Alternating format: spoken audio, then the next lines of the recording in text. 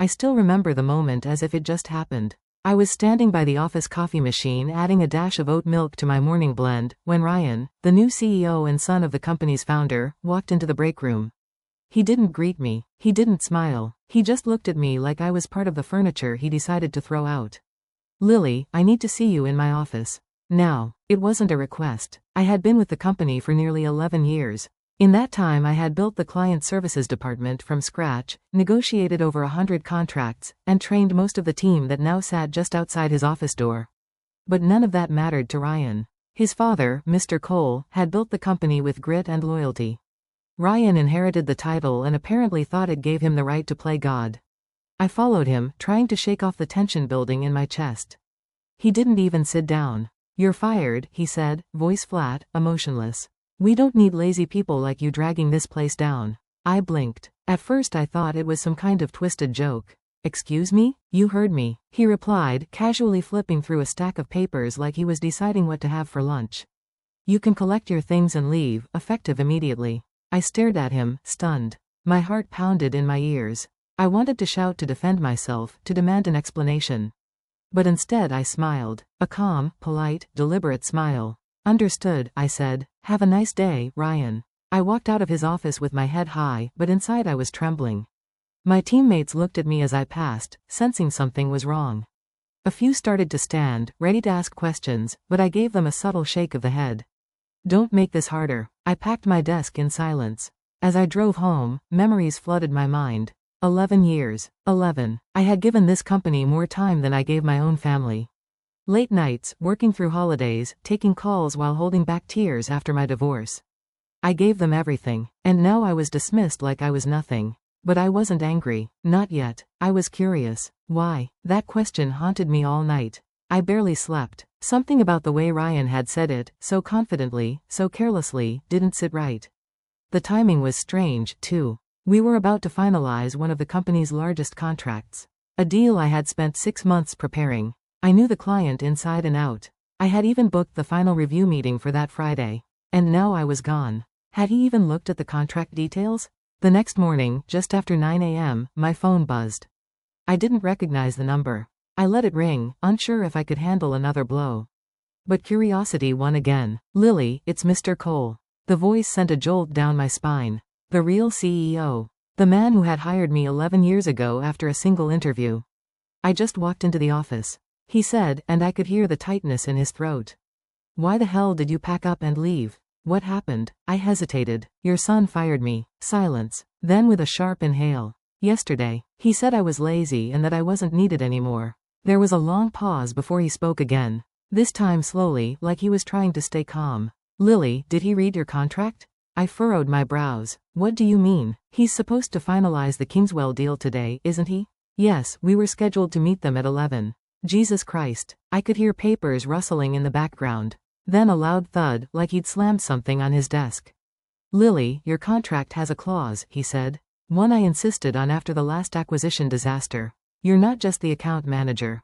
You're the only authorized negotiator for the Kingswell deal." I froze. "He can't close the deal without you," Mr. Cole continued. "Not legally, not ethically, not even practically. That contract will fall apart unless you're there." A slow-burning realization settled in my chest. He hadn't read it. Ryan had no idea what he'd done. And that's when something inside me shifted. The betrayal still hurt? Yeah, but now I felt something else entirely. Control. He had pulled the trigger far too quickly and now the gun was pointed at himself. Mr. Cole hung up without another word. I could feel his fury through the silence that followed. I sat motionless in my apartment, coffee growing cold beside me, staring at nothing in particular. He didn't know. His son had fired me without even reading the contract. I leaned back on the couch and let out a quiet, bitter laugh. After 11 years, this was how it went down. A spoiled, impulsive man-boy trying to play CEO, making decisions like they were moves in a video game. But real companies don't respawn after bad calls. And this one was about to find that out the hard way. I wasn't sure what was going to happen next. Part of me wanted to get dressed and show up to the office just to watch the fallout unfold. But another part, the one that had endured years of thankless overtime and swallowed my pride more times than I could count, wanted to let them burn. I didn't have to wait long. At 10:13 a.m. I got another call. This time it was Ryan. I let it go to voicemail. A minute later another call. This one from reception, then legal, then accounting. I stared at my phone as it buzzed nonstop, lighting up like a Christmas tree. I didn't answer a single one. The voicemail icon blinked at me, relentless. I tapped it open. Lily, hi, it's Ryan. His voice was strained. Listen, there was a misunderstanding yesterday. I might have acted too fast. We need you back. Today, it's urgent. Please call me. Urgent. The word rolled around in my head like a marble in a glass. He hadn't said sorry, not once, not even in a fake corporate way. Instead, it was panic disguised as politeness. I took a sip of my cold coffee, still not moving from the couch. At 10:32 my phone buzzed again. This time a number I hadn't saved in years. Nicole, a former colleague. We'd grown close back when she was in my department before she transferred to marketing.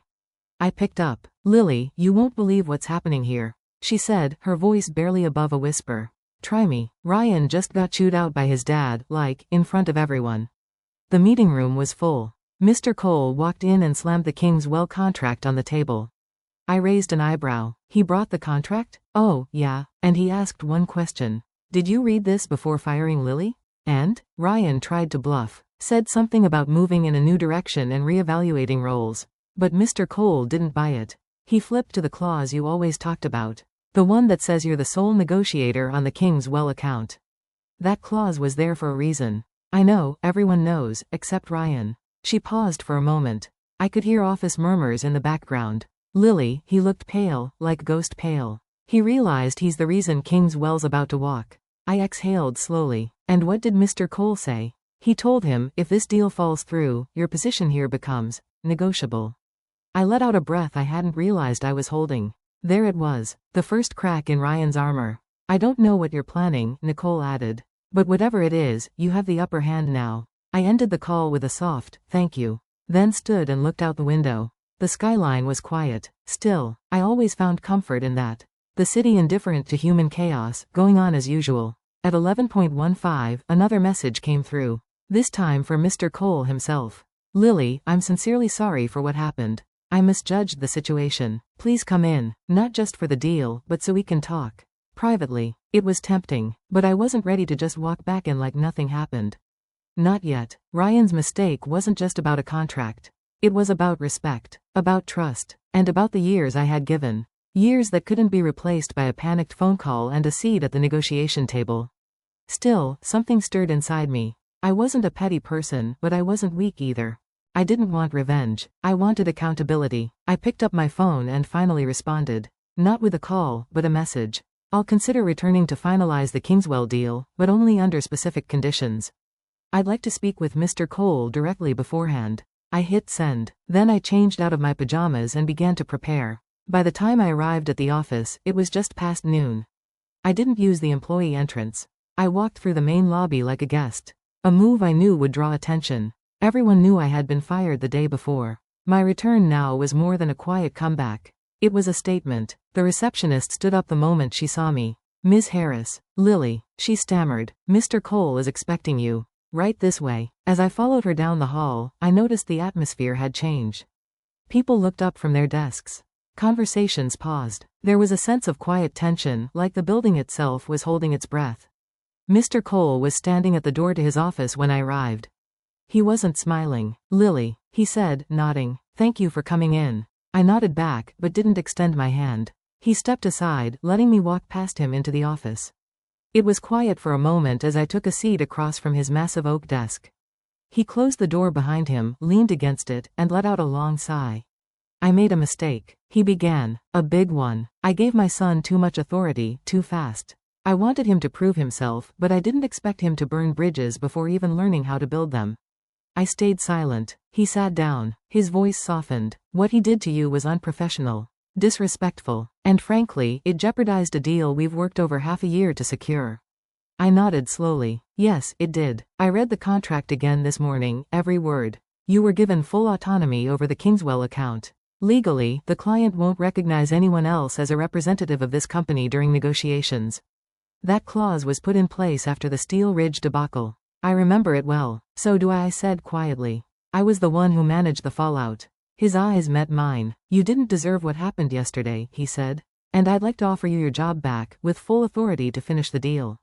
Whatever conditions you need, we'll make them work. There was sincerity in his tone. Regret, too. But this wasn't just about the deal. It was about leadership, accountability, dignity. I'll return, I said. But I want everything in writing. A revised contract, clear autonomy over Kingswell and no interference from Ryan. He nodded immediately. Done. And one more thing, I added, voice firm. This can't happen again. Not to me. Not to anyone. A long silence followed. Then he gave me a slow, thoughtful nod. You have my word. With that, I stood. The moment I stepped out of his office, I could see Ryan standing down the hall, arms crossed, pretending to be deep in conversation with the junior executive. But his eyes locked on mine the second I appeared. I didn't flinch. I didn't look away. I walked straight past him, and I swear, for a second, I saw the exact moment he realized his control was slipping. By 1 p.m., the boardroom was ready. The Kingswell team had just arrived, and we had about 30 minutes before the official meeting. I reviewed the documents one last time, confirming all the points we had previously negotiated. Their CEO, Mr. said, was a no-nonsense man with sharp instincts. He valued trust above all, and any whiff of internal disorganization would send him running. As I placed the printed Arabic translation of the final terms onto the table, I caught sight of Ryan pacing outside the glass walls of the meeting room like a caged animal. Mr. Cole stepped out to intercept him. Their muffled voices escalated quickly, until Mr. Cole's hand shot up, silencing him. Ryan's face turned crimson. He looked over his shoulder at me with a mix of rage and humiliation. Then he walked away. That was the last time I saw him that day. At 1:30 sharp, Mr. said entered with his aides. I greeted him in Arabic, and his eyes lit up. He smiled, a rare gesture from him. You remembered, he said warmly. Respect goes a long way. The meeting began. It went flawlessly. 2 hours later, we shook hands and signed the deal. After they left, Mr. Cole approached me again. This time, his face showed genuine relief. You saved us, he said, and I owe you more than an apology. You owe your company a leader, I replied. One who knows the difference between power and responsibility. He didn't argue. Later that evening, as I walked to my car, the tension I'd carried for the past 48 hours finally began to lift. I had come back not as an employee, but as someone who understood her value and demanded it be recognized. But I also knew this wasn't over. Ryan might have been quiet today, but men like him don't disappear. They retreat, and then they retaliate. By the following week, the Kingswell deal had made headlines in our industry newsletter. A breakthrough in cross-border negotiations, it read, Cole & Company secures a historic partnership with Middle Eastern distributor through tailored strategy and multilingual leadership. They didn't mention me by name, but everyone in the company knew who had sealed that deal. My inbox was flooded with quiet congratulations. Internal messages from staff who had stayed silent during the storm. Some were from juniors I'd mentored years ago. Others were from managers who had once ignored me in meetings, but now praised my leadership under pressure. I appreciated their words, but I wasn't naive. I knew how quickly people shift when the wind changes direction. The mood around the office had lightened. There were smiles, laughter again in the break room. Mr. Cole had made it clear. Ryan was no longer involved in high-level decision-making until further notice. And yet, I couldn't shake the feeling that something was off. Small things began to happen. First, it was the expense reports. The reimbursement for my travel to the Kingswell meeting was delayed. Then, documents I had submitted for approval were returned to me unsigned, without explanation. Next, an email I never sent, allegedly from my address, was flagged by IT. It contained incorrect client information and had been forwarded to one of our overseas partners. Luckily, the partner was someone I had a good relationship with, and he reached out directly to clarify. But the mistake had already planted doubt. I reported it to our internal systems team. They said there was no sign of external hacking. The message had originated from inside the office. That's when I knew. Ryan was behind it. He was no longer trying to fire me. That approach had failed. Now, he wanted to make me look incompetent, to smear my reputation slowly, subtly, until I either quit in frustration, or someone else decided I was a liability. It was classic corporate sabotage. And it wasn't the first time I'd seen it. Back at my first job, fresh out of university, I worked under a director who played the same game. He wouldn't confront you directly.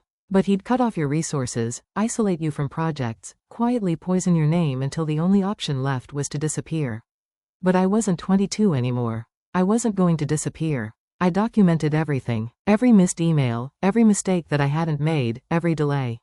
I had learned the hard way that paper trails are more powerful than emotions in environments like this.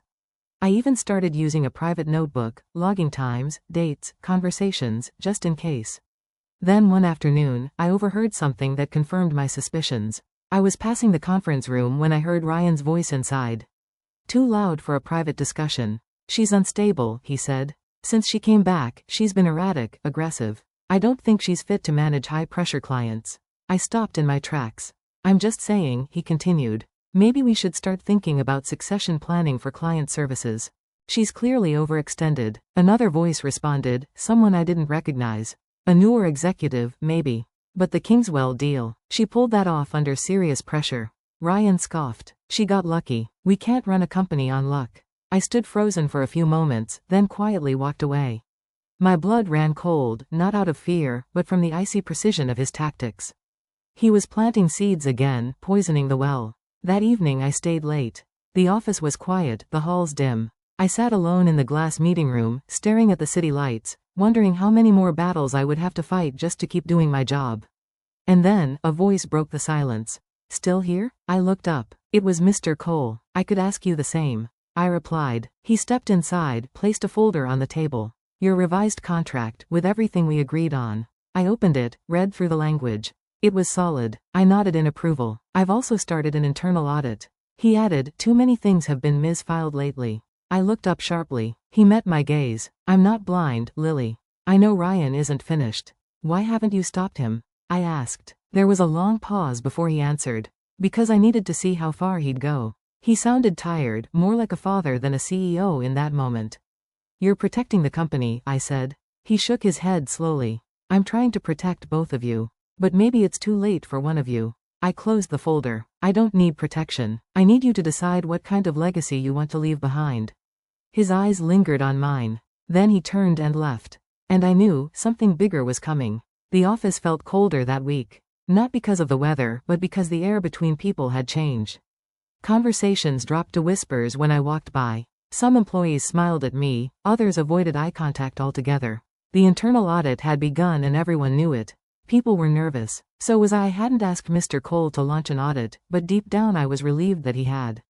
I needed the truth out in the open, not just for me, but for everyone who had been walking on eggshells since Ryan took over. Still, I knew how this game worked. In corporations, truth doesn't always lead to justice. Sometimes it leads to quiet exits and golden handshakes.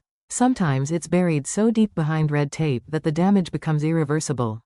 That Thursday I was called into the audit committee's temporary office, an old storage room turned war room. Files were stacked on tables, monitors glowed with data, and a whiteboard was filled with timelines and digital breadcrumbs. David, the lead internal auditor, greeted me. Lily, thanks for coming in. We'd like to ask you a few questions about some recent irregularities. I nodded and took a seat. He pulled up a file on the screen. First, this email that appeared to be from your account. We've confirmed it was sent from a shared workstation near the break room. The credentials were manually entered. So someone used my login? He shook his head. Someone had your credentials.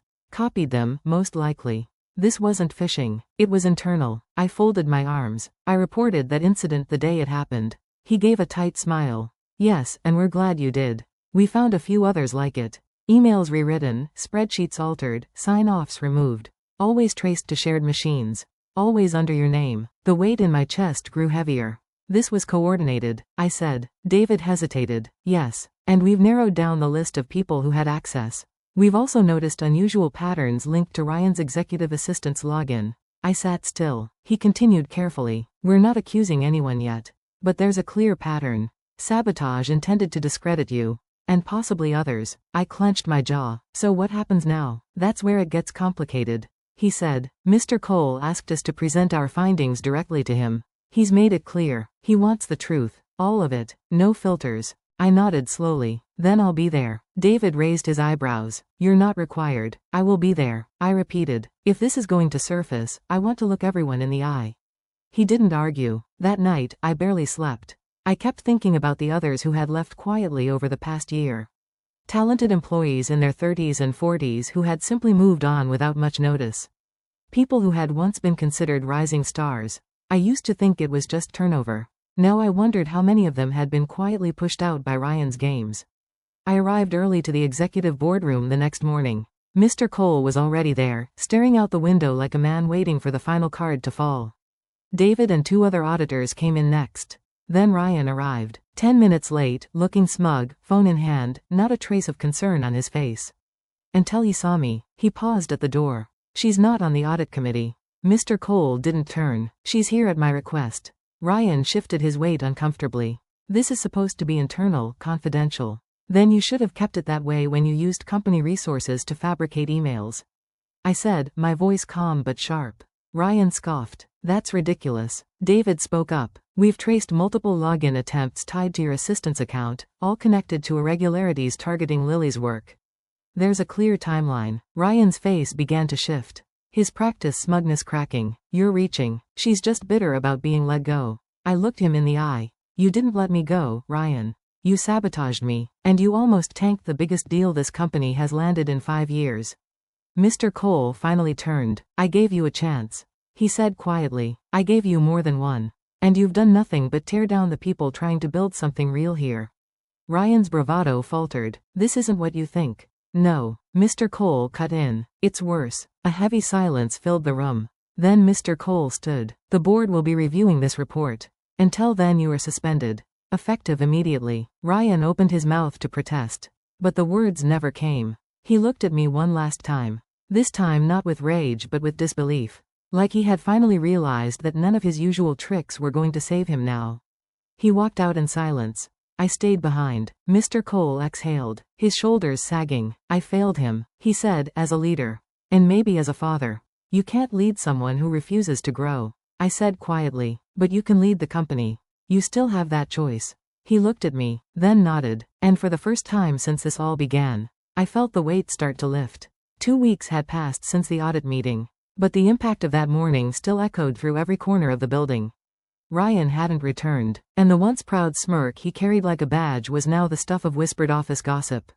The board moved quickly. The evidence was too strong, too detailed, too damning to ignore. The falsified emails, the login traces, the unexplained disappearance of files, the attempt to weaponize HR complaints, all under Ryan's direction or through people he manipulated. When the final report came out, it was clear. Ryan hadn't just tried to sabotage me. He had compromised the integrity of the company itself. His suspension became a termination. The official announcement cited breaches of ethical conduct and internal misconduct. No lawsuits, no press release, just a quiet exit through the back door of corporate history. But word spread anyway. I thought I'd feel triumphant when I heard the news. Instead I felt calm. Not victorious, just steady, like I'd weathered the storm and now I could finally breathe.